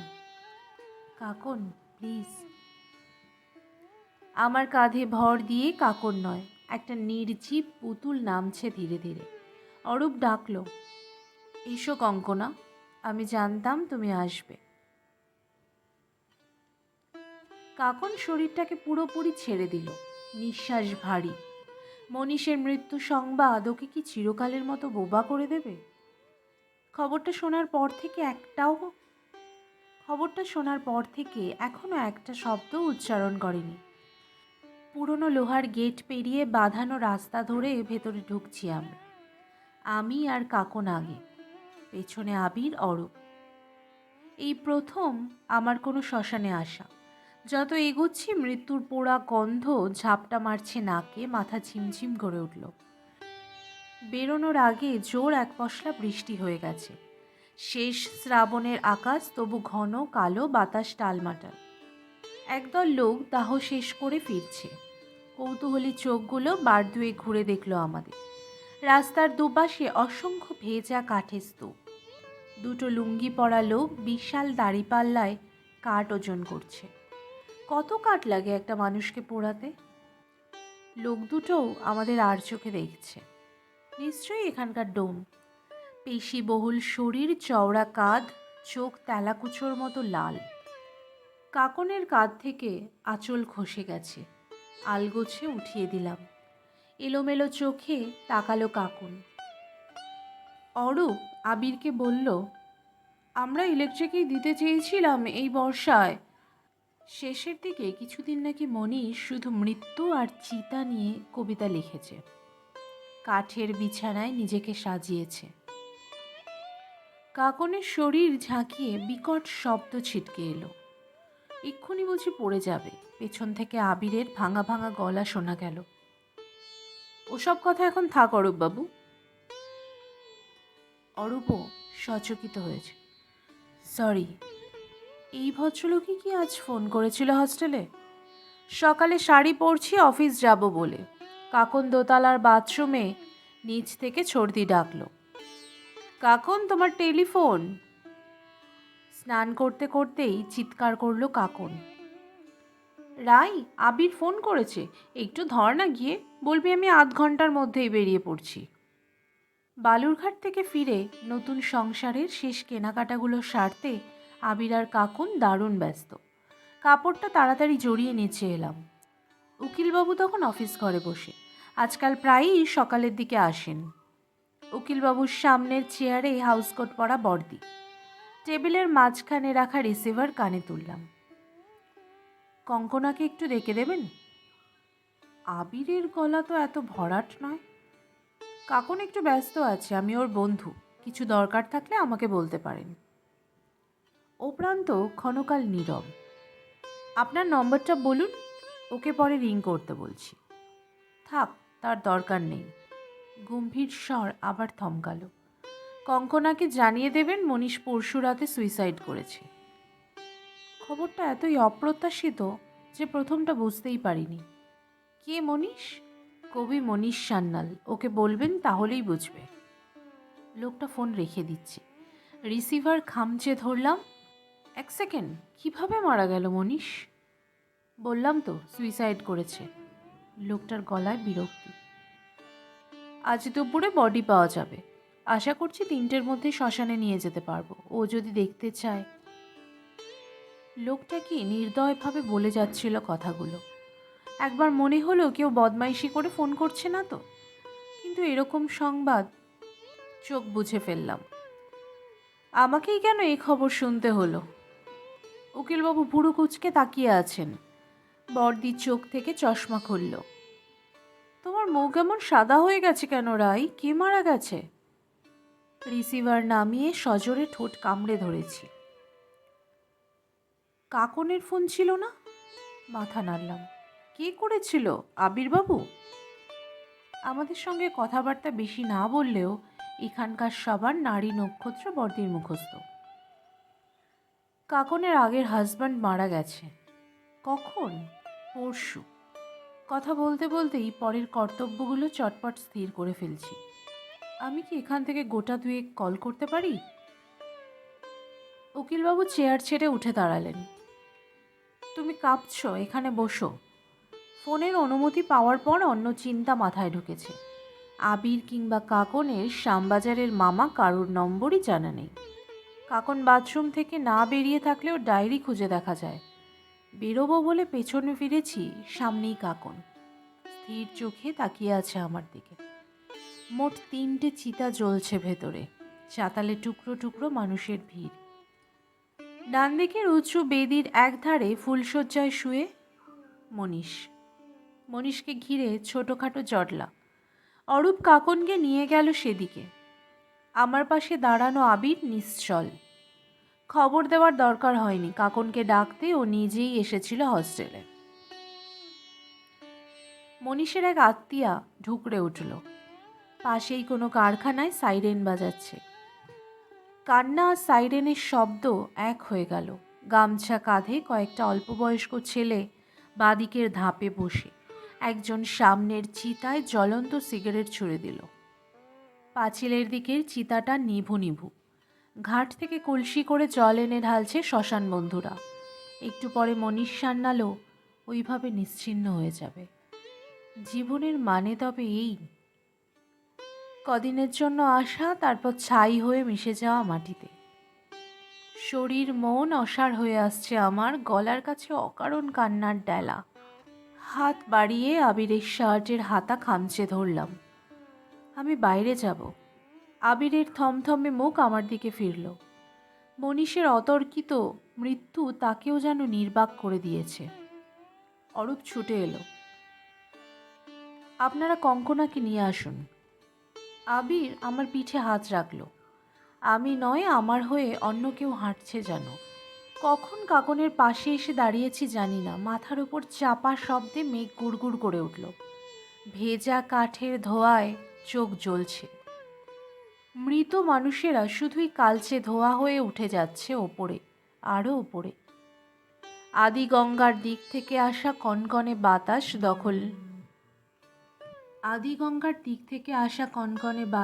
দখল নিতে চাইছে গোটা চত্বরটার। লকলকে শিখা মাতালের মতো দুলছে। কাকন আচমকা ফিসফিস করে উঠল আমার কানের কাছে। আমাকে মিথ্যে কথা বলে এনেছে রে, এটা মনীষই নয়। ভয়ঙ্কর ঝাঁকুনি খেয়ে চমকে উঠলাম যেন। কি বলছে কাকন? মেয়েটার মাথা খারাপ হয়ে গেল নাকি? কি বলছিস তুই? চাপা গলায় জিজ্ঞাসা করলাম। কয়েক হাত তফাতে মনীষীর চিতা সাজানো প্রায় শেষ। ঘাটপুরুত কি নির্দেশ দিল? কাকন নির্বিকার। মৃতদেহের চারপাশে অবিরাম ঘুরতে শুরু করেছে। তীক্ষ্ণ চোখে খুঁটিয়ে খুঁটিয়ে জরিপ করছে মনীষের প্রতিটি অঙ্গ প্রত্যঙ্গ। দূর, এ মনীষ হতেই পারে না। শরীরটা মনীষের, কিন্তু না, এটা মনীষ নয়। এবার এক বয়স্ক ভদ্রলোক হন হন করে খাটের সামনে এগিয়ে এলেন। অনেক ড্রামা হয়েছে, এটা পাবলিক স্টেজ নয়। সরাও একে এখান থেকে, যত সব। আত্মীয়া মহিলাটির কান্নাও সঙ্গে সঙ্গে রাগে আছড়ে পড়েছে। কে এখানে আসতে বলেছে ওই সর্বনাশীকে? কেন এসেছে ন্যাকামি করতে? আহ দীপুদি, চুপ করুন। একজন মহিলাকে সরিয়ে নিতে চাইল। না, আমি যাব না। ওই ওই ওই মেরেছে আমার ভাইকে। ওর জন্যই মনীষ। তোরা কেন খবর দিয়েছিস ওকে? হঠাৎ শুরু হওয়া নাটক দেখতে অনেক জড়ো হয়েছে বেদির কাছে। হকচকিয়ে পিছিয়ে এলাম। কাকন শুনেও শুনছে না, ঘন ঘন মাথা নেড়েই চলেছে। হ্যাচকা টানে আবির ওকে বেদি থেকে নামিয়ে নিল। মহিলা চিৎকার করে অভিশাপ দিয়েই যাচ্ছে। রাগ, ঘৃণা আর ক্ষোভ মেশানো কান্না ক্রমশ আরও বিকৃত। সত্যিই তো, কাকনকে কেন খবর দেওয়া হয়েছিল? কি দরকার ছিল ওকে জানানোর? কাকনই বা কেন এসেছে এখানে? যার সঙ্গে সমস্ত সম্পর্ক ছিঁড়ে গেছে, আমরাই বা কেন ওকে আসতে দিলাম? আবির না হয় কিছু বলতে পারেনি, আমি কেন বাধা দিইনি? তবে কি আমিও মনে মনে সেই পুরনো সংস্কারের গণ্ডিতেই আটকে আছি? এখনো পিছিয়ে যেতে ভালোবাসি? এ কি অযৌক্তিক আবেগ! বিকট উল্লাসে হরিধ্বনি দিতে দিতে আরেকটা দল শ্মশানে ঢুকছে। দৌড়ে বাইরে বেরিয়ে এলাম। ভয়ানক ভূমিকম্পে সব ছাড়খাড় হয়ে যাওয়ার মতো নিজের ভিতরই নিজে ভাঙছি ভাঙছি ভাঙছি। আবিরকে ছাড়িয়ে কাকন আবার জোর করে ভেতরে যেতে চাইছে। পলকে আমি যেন কাকন হয়ে গেলাম। কাকন আমি। দুহাতে মেয়েটার কাঁধ খামচে ধরেছি। কি হচ্ছে কি? আর একদম পাগলামি করবি না, মাথা ঠান্ডা কর। আবির হতাশভাবে মাথা নাড়ল। কাকে বলছেন? ও কি আর নিজের মধ্যে আছে? গোটা তিনেক বাচ্চা ছেলে হাঁ করে আমাদের দেখছে। বিনা পয়সায় মজা দেখতে পথচারীও দাঁড়িয়ে গেছে দু একজন। অচেতন রায়কিশোরীকে যখন হাসপাতালে নিয়ে যাওয়া হচ্ছিল তখনও নিশ্চয়ই অনেকে ভিড় করেছিল এরকম। আবিরকে ধমকে উঠলাম, এখানে এভাবেই দাঁড়িয়ে থাকবেন নাকি? বিহবল আবির এদিক ওদিক তাকাচ্ছে। ওরও কি মাথা কাজ করছে না? এবার ধাক্কা দিলাম, এভাবে দাঁড়িয়ে থাকবেন না প্লিজ, আমি কাকনকে সামলাচ্ছি, আপনি যান, ওই মোড়ে গিয়ে দেখুন একটা ট্যাক্সি পাওয়া যায় কিনা। অনেক কষ্টে ঘুম পাড়ানো গেছে কাকনকে। ডাক্তার ঘুমের ইঞ্জেকশন দেওয়ার পর আস্তে আস্তে শান্ত হল। নিজেরই হাতে সাজানো ঘরে নরম বিছানায় হাঁটু মুড়ে কেমন কাঙাল ভঙ্গিতে শুয়ে আছে মেয়েটা। আবার নিজেকে ফিরে পাবে তো? শ্মশানে বারবার ও কথা কেন বলছিল? ওটা মনীষ নয়, মনীষের শরীর। এ কেমন ভ্রান্তি? নাকি অপরাধ বোধ এসেছে মনে? আবিরকে বিয়ে করার সঙ্গে মনীষের মৃত্যুটাকে গুলিয়ে ফেলেছে। মনীষই বা আত্মহত্যা করলো কেন? ঠিক কাকনের বিয়ের 4 দিন আগে। এ কি শুধুই নৈরাশ্য, না তার সঙ্গে মিশেছিল ঈর্ষা আর প্রতিশোধের বাসনা? কিংবা শুধুই প্রকৃতির ওপর তীব্র অভিমান? হয়তো সবই। ঘুমের ঘোরে কাকন কেঁপে উঠছে মাঝে মাঝে। ভয় নাকি লড়াই করছে নিজের সঙ্গে? ভালো করে গায়ে চাদরটা টেনে দিলাম। আমি কিছুতেই এভাবে কাকনকে নিঃশেষ হতে দেব না। দরজার কাছে উঠে গেলাম। ব্যালকনিতে আবির মূর্তির মতো স্থির। দিন ফুরোবার আগেই আজ অন্ধকার নেমে এসেছে। যখন তখন বৃষ্টি নামতে পারে। আকাশ ফ্যাকাশে লাল। আবিরের পাশে গিয়ে দাঁড়ালাম। চা খাবেন? একটু করে দেব? আবির মুখ ফেরালো। আপনি বসুন, আমি চা করে আনছি। বাধা দিলাম না, একটু নড়াচড়া করুক। রান্নাঘরে কাপে চামচ নাড়ার শব্দ পাওয়া যাচ্ছে। নিঝুম ফ্ল্যাটে এরকম মৃদু টুংটাং শব্দ বড় কানে লাগে। 2 কাপ চা হাতে নিয়ে চেয়ারে এসে বসলো আবির। নিজেকে অনেকটা সামলে নিয়েছে। আমাদের কি বালুরঘাটে একটা খবর দেওয়া উচিত? ওর মামাকে কাল জানাতে পারেন শ্যামবাজারে। আবির সামান্য নার্ভাস হলো। ওরা কি কাকুনকে নিয়ে চলে যাবেন? এই কথার আমি কি উত্তর দেব? কোথায় থাকলে ভালো থাকবে কাকুন? নিজের বাড়িতে, আবিরের ফ্ল্যাটে, নাকি একদম একা? আবির চায়ে চুমুক দিল। সামনের রাস্তা থেকে একটা একলা ল্যাম্পপোস্টের আলো একদৃষ্টে তাকিয়ে আছে ব্যালকনির দিকে। সেদিকে ফিরে জোরে জোরে মাথা নাড়ল। সব কেমন আপসেট হয়ে গেল। মানুষ ভাবে এক আর হয় আর এক।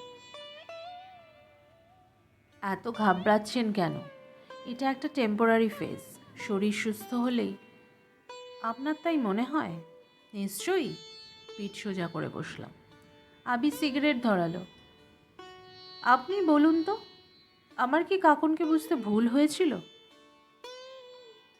এই কথা কেন বলছেন? আপনি জানেন না গত কমাস ধরে ও শুধুই আপনার কথা। আমিও তো তাই ভাবতাম, কিন্তু ওর মনে যে একটা উল্টো স্রোতও বইছে বুঝতে পারিনি। সবসময় মনে হয়েছে যে জীবনটা ফেলে এসেছে তার প্রতি, আর কোনো পিছুটান নেই।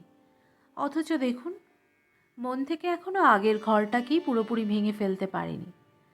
এভাবে কি নতুন কিছু শুরু করা যায়? করলেও টেকে? এক নিঃশ্বাসে কথা বলে যাচ্ছে আবির। বুকটা ঢিপ ঢিপ করে উঠল। কাকনকে আবার পুরনো অন্ধকারে ফেলে আবির চলে যাবে? ছটফট করে উঠলাম। আপনি তো কাকনকে ভালোবাসেন আবিরবাবু। বাসি, নিশ্চয়ই বাসি। তাহলে শুরু না করার কথা ভাবছেন কেন? আজকের ঘটনায় কাকনই তো কষ্ট পেয়েছে সব থেকে বেশি। আবির চুপ। মনে মনে গুছিয়ে নিলাম। দেখুন, ঘর তো বাঁধি আমরাই, মেয়েরাই। আপনারা সেখানে বাস করেন মাত্র। সেই ঘর একবার যদি ভেঙে যায়, তার যন্ত্রণা যে কি অপরিসীম, কিংবা তারও পরে প্রতিটি স্টেপে কি যে হতাশা আর গ্লানি সহ্য করতে হয় মেয়েদের, তা আপনারা বুঝবেন না। তার সঙ্গে আজকের কি সম্পর্ক? আবিরের মুখ অন্ধকারে পরিষ্কার বোঝা যাচ্ছে না। ও কি খুবই অপমানিত বোধ করেছে, না নিছক কাকনের ওপর অভিমান? আজকের কথাটা ভুলে যান। আমি কাকনকে জানি, ও খুব শক্ত মেয়ে, ঠিক সামলে উঠবে দেখবেন। এই কাজে এখন একমাত্র আপনি পারেন ওকে সাহায্য করতে। সাহায্য তো আমি করতেই চাই, তাই তো ওকে। কিন্তু আবার যতটা পিছনে চলে গেল, আমি কি পারবো সমস্ত বাধা কাটিয়ে নতুন করে? মোড়া থেকে উঠে ব্যালকনির ধারে গিয়ে দাঁড়ালাম। নিজের মধ্যে কি হয়ে যাচ্ছে বুঝতে পারছি না। একটা দুর্ঘটনায় নিজেকে হারাতে বসেছিলাম, আর একটা দুর্ঘটনা কি আমাকে ধাক্কা দিয়ে জাগিয়ে দিচ্ছে? তবে কি এভাবেই পরিবর্তন আসে, নাকি এই পরিবর্তন এসেছে অনেক দিন ধরে একটু একটু করে আমার প্রতিটি প্রশ্বাসের মধ্য দিয়ে? যেমনভাবে ভেতরে অবিরাম চুইয়ে পড়া জল আলগা করে দেয় পাহাড়কে, ধস নামে হঠাৎ ঝড়ে। সামনের রাস্তা দিয়ে প্রচণ্ড গতিতে একটা ট্রাক ছুটে গেল। আবিরের দিকে ঘুরে দাঁড়ালাম। আমার দাদা প্রায় একটা গল্প বলতেন জানেন, সিসিফাস নামে এক গ্রিক যুবকের গল্প। সে সকাল থেকে রাত অবধি একটা প্রচণ্ড ভারী পাথরকে ঠেলে ঠেলে তুলতো পাহাড়ের ওপর দিকে, কিন্তু কিছু দূর ওঠার পর পাহাড় গড়িয়ে যেত নিচে। আবার যুবক নতুন করে শুরু করতো ঠেলা। খুব কষ্ট হতো তার, রোজ একই কাজ, একই কষ্ট। মাঝে মাঝে হতাশায় ভেঙে পড়তো। ভারী পাথরটাকে বুঝি কোনো দিন তোলা যাবে না পাহাড়ের মাথায়, ভাবতো আর যন্ত্রণা পেত। তারপর একদিন নিজেই বুঝতে পারল এই পাথর ঠেলাটাই তার নিয়তি। পাথর কোনো দিনই চূড়ায় পৌঁছবে না, তবু এই কাজই তাকে করে যেতে হবে অনন্তকাল। সে তখন ঠিক করল, না, ভেঙে পড়বে না। পাথর যতবার খুশি নেমে যাক, আবার সে সেটাকে ঠেলে তুলতে চেষ্টা করবে। অবাক কাণ্ড!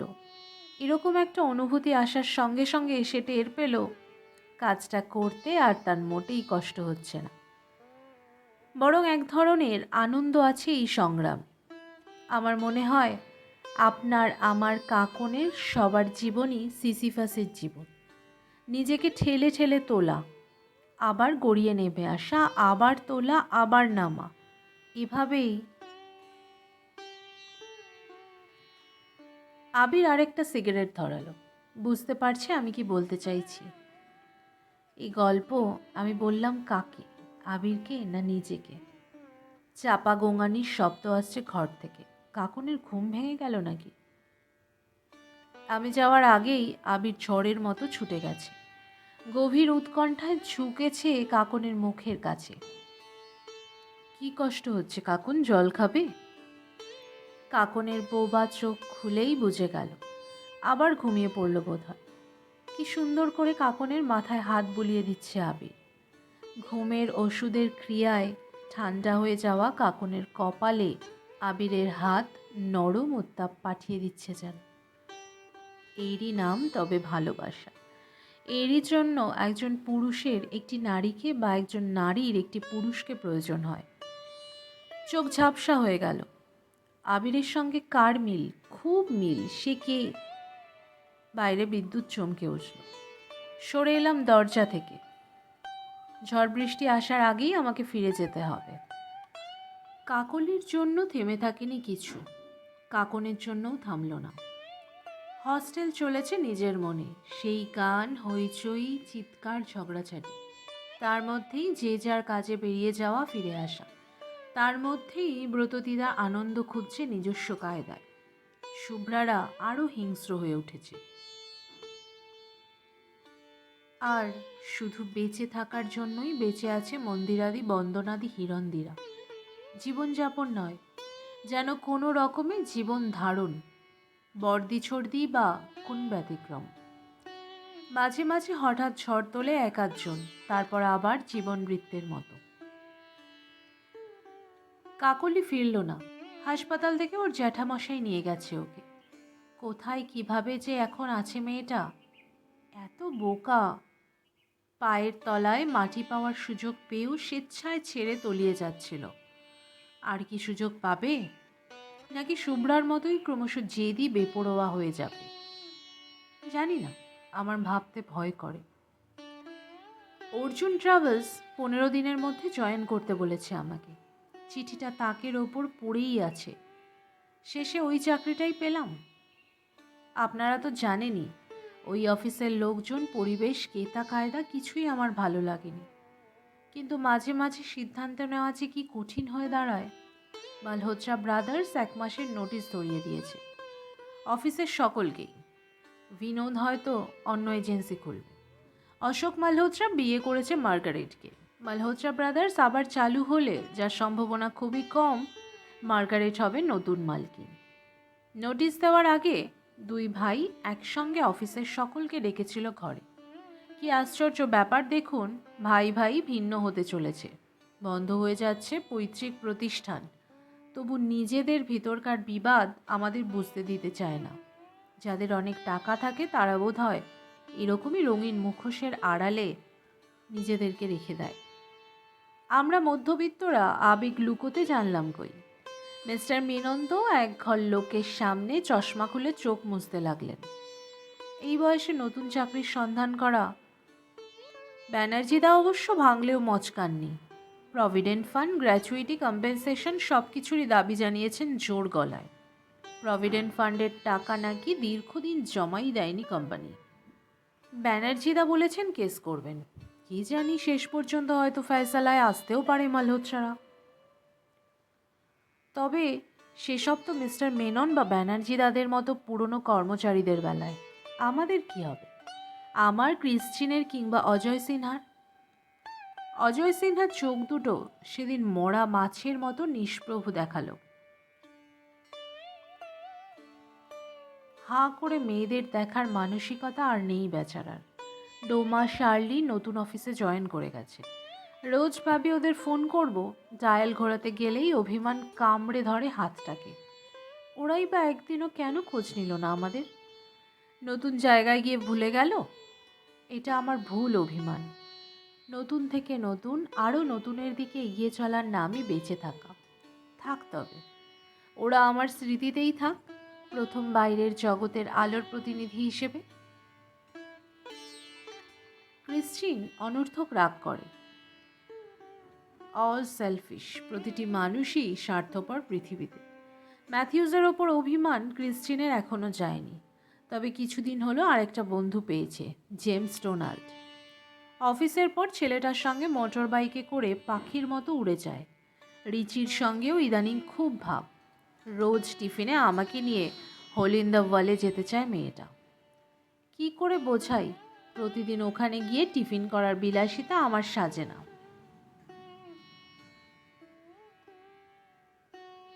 শেষ গিয়েছিলাম গত সপ্তাহে।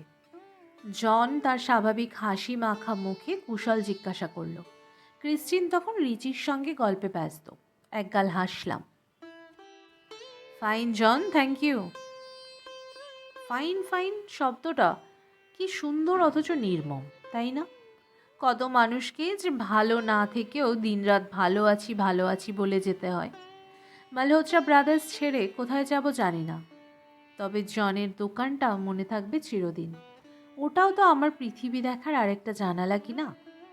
টিফিন থেকে ফিরলে অজয় সিনহা আজকাল আর ছাগলছানার মতো লাফিয়ে কাছে আসে না, কেমন বিমর্ষ সব সময়।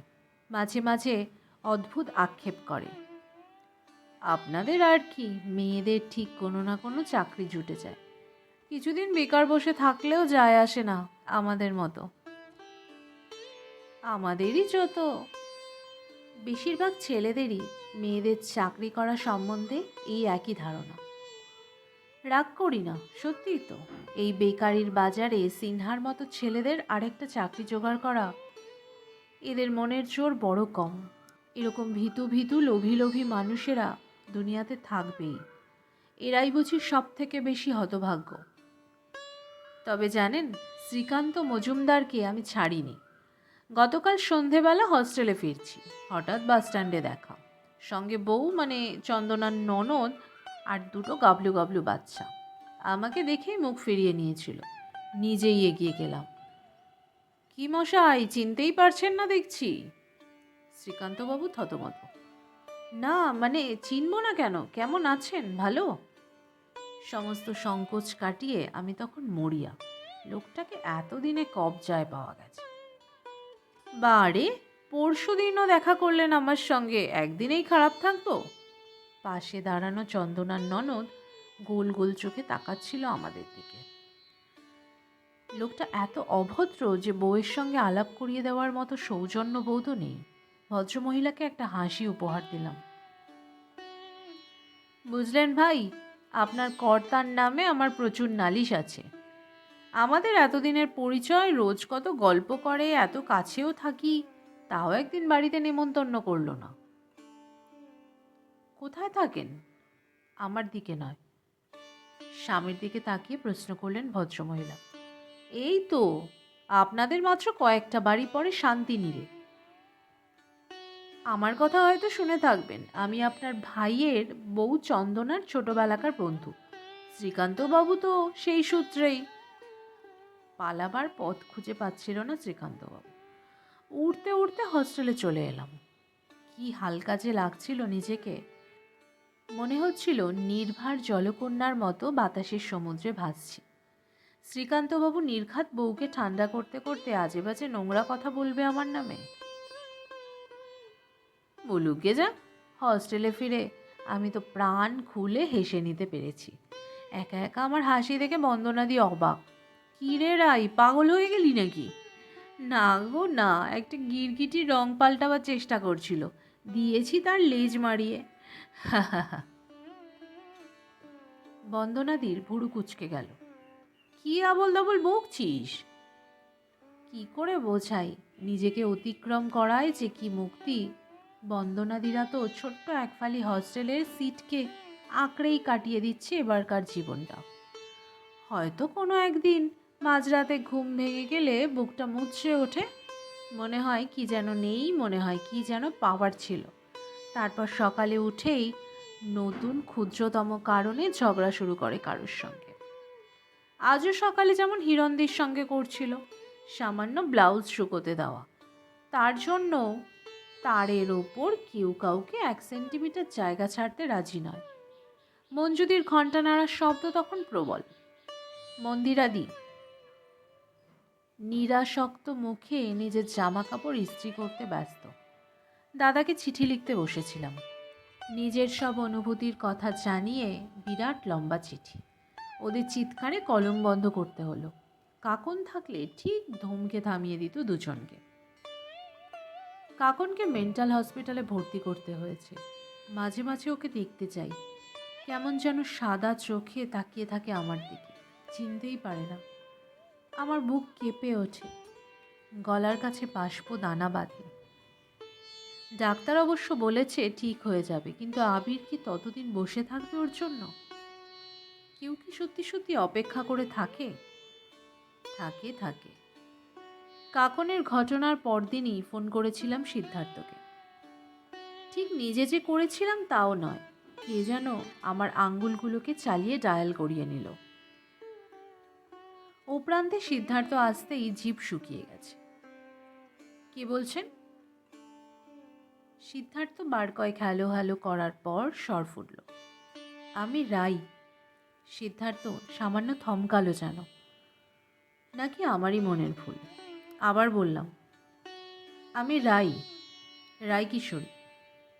বলো, কেমন আছেন আপনি? ভালোই। রাগ করে আছেন এখনো? না। আমার ফোন পেয়ে খুব অবাক হয়ে গেছেন, তাই না? আমি সহজে অবাক হই না রাই। একটু অবাক হননি? একটুও না। আমার কিছু কথা ছিল আপনার সঙ্গে। বলে ফেলো। ফোনে নয়, বিকেলে একবার আমার অফিসের সামনে আসবেন? টেলিফোনটা রেখে হাঁফ ছেড়ে বাঁচলাম। একটু ভালো লাগছিল যেন। 5:30টায় নিচে নামতে বহুকাল পর ফুটপাতে সিদ্ধার্থ। নিজেকে তৈরি করে এগিয়ে গেলাম। চলুন, একটা জায়গায় যেতে হবে। চলো। সিদ্ধার্থ রীতিমতো গম্ভীর। আগে সেই হাসি খুশি ভাবটাই নেই। আমি দায়ী এর জন্য। হাসার চেষ্টা করলাম। জানতে চাইলেন না কোথায় যাব? সিদ্ধার্থ এতক্ষণে সোজাসুজি তাকালো। আমার চোখে কি যেন খুঁজতে চায়। জানার দরকার নেই। আপনি বিরক্ত হচ্ছেন? না। বিশ্বাস করুন, আপনাকে আমি অপমান করতে চাইনি। চোখ বুজে ঝড়ের মতো বলে গেলাম। তারপর থেকে আমার এত খারাপ লেগেছে। আসলে সেদিন একটি লোক এমন বিশ্রীভাবে রাস্তায় আমাকে... থাক রাই, আমি শুনতে চাই না। সিদ্ধার্থ মুখ ফিরিয়ে নিল। ট্যাক্সি ধরবে একটা? রেড রোড ধরে ছুটে চলেছে ট্যাক্সি। পথের দুপাশে সবুজের পর সবুজ, তারও ওপাশে উঁচু উঁচু বাড়িগুলো। উজ্জ্বল সবুজের মধ্যে আস্তে আস্তে মিলিয়ে যাচ্ছে বিকেলটা। সিদ্ধার্থকে কেন নিয়ে যাচ্ছি আবিরের ফ্ল্যাটে? কাকনের কথা বলতেই কি ওকে ডেকেছি? কাল থেকে প্রাণ খুলে কারোর সঙ্গে কথা বলতে ইচ্ছে করছিল। সিদ্ধার্থকে খুঁজছিলাম আমি, নাকি কাকনকে একা দেখতে যেতে সাহস পাচ্ছিলাম না তাই? বুঝতে পারছি না। ভাবনাগুলো তাল গোল পাকিয়ে যাচ্ছে। উল্টো দিকের জানালা দিয়ে বাইরে তাকিয়ে আছে সিদ্ধার্থ। বুঝি ঠিক করেই এসেছে নিজে যেচে আমার সঙ্গে একটাও কথা বলবে না। ও কি অনেক বদলে গেছে? আমার কথাগুলো মন দিয়ে শুনতে চাইছে না? কেন এত নিরাশক্তি? একজনও কি আমাকে বোঝার চেষ্টা করবে না? চোখ দুটো সামলে রাখতে পারছি না। আঁচলে মুখ ঢাকলাম। সিদ্ধার্থ চমকে তাকিয়েছে। কাঁদছো কেন রাই? প্রাণপণে কান্নাটাকে গিলে ফেলতে চাইলাম। প্লিজ রাই। সিদ্ধার্থ আমার কাঁধে হাত রেখেই সরিয়ে নিল। ঘষে ঘষে চোখ মুছে নিলাম। আমি খুব খুব খুব খারাপ মেয়ে। নির্জন অন্ধকারে রাত্রিটা বড় সুন্দর। বারান্দায় একা দাঁড়িয়ে থাকতে থাকতে চিনচিন করে উঠল বুকটা। বিকেলে ম্যান অফ ওয়ার জেটির পাশে বসে সিদ্ধার্থ আজ জিজ্ঞাসা করল, কি ঠিক করলে রাই? কি ব্যাপারে? তোমার চাকরির? জানি না। হাওয়ার দিকে পেছন করে সিদ্ধার্থ সিগারেট ধরালো। দিদি তোমাকে কালকেই দেখা করতে বলেছে। কোনো চাকরির খোঁজ আছে বোধহয়। সামনের গেরুয়া জলে খেলনার মতো লঞ্চগুলো ছোটাছুটি করছে। মাঝগঙ্গা বেয়ে মন্থর গতিতে এগিয়ে যাচ্ছে একটা ছোট্ট পালতোলা নৌকো। সেদিকে তাকিয়ে রইলাম। যদি চাও আজই যেতে পারো আমাদের বাড়ি। দীর্ঘশ্বাস চেপে রাখতে পারলাম না। কারোর সাহায্য ছাড়াই এবার কাজ জোগাড় করে নেব ভেবেছিলাম। সে তো তুমি করেছই, ইচ্ছে করলেই অর্জুন ট্রাভেলসে। ওটা নেব কিনা ঠিক করিনি। হাঁটুতে মুখ রাখলাম। ভাবছি কিছু না হলে কৃষ্ণনগরেই না হয়।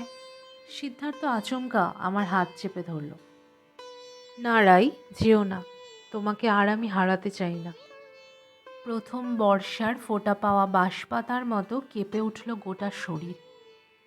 এই স্পর্শের জন্যই কি তবে এতদিন ধরে আমি অপেক্ষা করেছিলাম? সেই আমার কৈশোর থেকে। এ কার স্পর্শ? অনিমেষ আমাকে ছুলেও তো কোনো দিন এত রোমাঞ্চিত হইনি। নিজের মনে বলে উঠলাম, আমি আর কোনো দিনই হারাবো না। পেছনের ভাঙা প্রাসাদ থেকে বুনো ফুলের গন্ধ ভেসে আসছে। একটা চারা স্রোত বয়ে যাচ্ছে আমার শিরদাঁড়া বেয়ে। গলার কাছে নাম না জানা কষ্ট। কে ছুঁয়েছিল আমাকে আজ? গালে গাল রেখেছিল সিদ্ধার্থ না নীলাঞ্জন? জংলি মাদল বেঁচে উঠল রক্তের ভেতর। অন্ধকার ছুঁয়ে প্রশ্ন করলাম, কি চাও রাই? বুঝতে পারছি না। আমি বুঝতে পারছি। কি? মোটামুটি একটা ভালো চাকরি তো বটেই, নিজের পায়ে দাঁড়ানো, নিজেকে। তাছাড়া? কি তাছাড়া? জানো না তুমি? মন্দিরাদির দিকে তাকিয়ে দেখেছো ভালো করে? হ্যাঁ, বড় নিঃসঙ্গ। বন্দনাদি মঞ্জুদিকে দেখেছো? কেমন সূচিবায়ুগ্রস্ত হয়ে গেছে, কাজের সময়টুকু ছাড়া সারাক্ষণ অন্যের নিন্দে করে বেড়ায়। না হলে কি নিয়েই বা বাঁচে ওরা? আর হিরণদি, সুখী মুখ দেখেছো কোনো দিন? আহা, বেচারির যে বড় কষ্ট। একপাল ভাই বোন মানুষ করার জন্য একঘেয়ে কাজ। তোমার মতো ওরাও তো চাকরি বাকরি করে, পায়ের তলায় মাটিও আছে ওদের। তবু কি খুব ভালো আছে? আমাকে ভয় দেখাচ্ছ কেন? ওরা ছাড়াও অনেকে তো আছে। মীরাদি। মীরাদিকে তুমি কতটুকু জানো রাই? তা অবশ্য জানি না। যাদের অত বিশাল ব্যক্তিত্ব থাকে তাদের সহজে বুঝে ওঠা যায় না। তবে তুমি কি বলতে চাইছো? নিজস্ব বনভূমি, যেখানে একটা ঘর থাকবে, আমার ঘর, পাশে এক স্বচ্ছ সরোবর। হ্যাঁ, সেখানে আমি রোজ ডুব দেব। সকাল বিকেল জলের আয়নায় দেখব নিজেকে। সেই সরোবর তৈরি হয় ভালোবাসার ঝর্ণা থেকেই। সিদ্ধার্থ তোমাকে ভালোবাসে রাই। জানি জানি। তাহলে ভাবছো কেন? আরেকজনকে মনে পড়ছে যে, সিদ্ধার্থর স্পর্শে। তুমি ভুল করছো রাই। নীলাঞ্জন চিরকাল থাকবে সেই 3টে পাহাড়ের ওপারে। তুমি শুধু তার ডাক শুনতে পাও। তুমি নিষ্ঠুরের মতো কথা বলছো। না রাই, সিদ্ধার্থই সত্যি। হঠাৎ কোনো রাতে ঘুম ভেঙে গেলে জানালা দিয়ে যে কাঁঠালি চাপার গন্ধটা তোমার নাকে এসে ঝাপটা মারে, মন অবশ করে দেয়, সেই ফুলটাই শুধু নীলাঞ্জন। নতুন করে কাঁপছি আমি। ওই তো সবুজ বনভূমির পাড়ে সরোবরের জল টালমাটাল।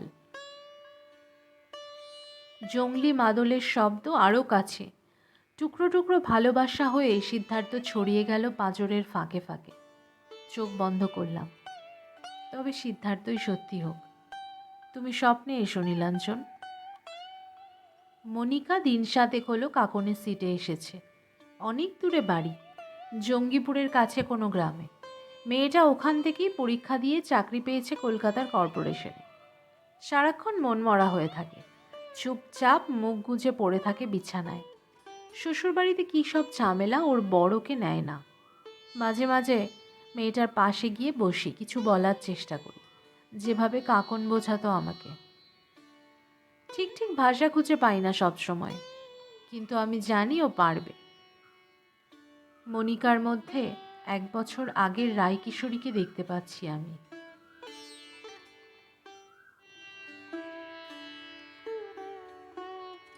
ব্যাস বন্ধুরা, শেষ হলো আমার আজকের নিবেদন আমি রায়কিশোরীর অন্তিম পর্ব। রায়কিশোরী গল্পে শুধু রায়কিশোরী নেই, এখানে আছে বন্দনাদি, কাকন, কাকলি, হিরণদি, আরও অনেক মেয়েরা। আরও অনেক মেয়েদের জীবনের অনেকটা কাছে লেখিকা আমাদের নিয়ে গেছেন। আরও অনেক মেয়েদের জীবনের টালমাটালের সঙ্গে লেখিকা আমাদের পরিচয় করিয়েছেন। আমাদের আশপাশেও এরকম কত রকম, কত ধরনের মহিলাদের আমরা দেখতে পাই। তাদের সাথে কখনো কখনো আমরা সহমর্মী হই, কখনো কখনো বা খুব রুক্ষ হয়ে যাই তাদের সাথে। না চাইতেও অনেক সময় আমাদের ব্যবহার তাদেরকে কষ্ট দেয়। সত্যি তো, কার জীবনে কি চলছে সেটা তো আমরা বুঝতেই পারি না। বাইরে থেকে বুঝবই বা কী করে? লেখিকা একটি খুব সুন্দর লাইন বলেছেন যে যার জীবন আর যে যাপন করে সেই একমাত্র বুঝতে পারে তার জীবনের সত্যিটা কি আর মিথ্যেটা কি, তার জীবনের টালমাটাল কি। তাই আসুন আমরা প্রত্যেকের সাথে একটু সহমর্মী হই। বন্ধুরা, আমার উপস্থাপনা যদি আপনাদের ভালো লেগে থাকে তাহলে অবশ্যই একটি লাইক, কমেন্ট, শেয়ার এবং সাবস্ক্রাইব করে দেবেন। আর আমার সাথে থাকার জন্য আপনাদের সকলকে অনেক ধন্যবাদ। সবাই ভালো থাকবেন, সুস্থ থাকবেন। দেখা হবে আবার পরবর্তী একটি নতুন গল্পে।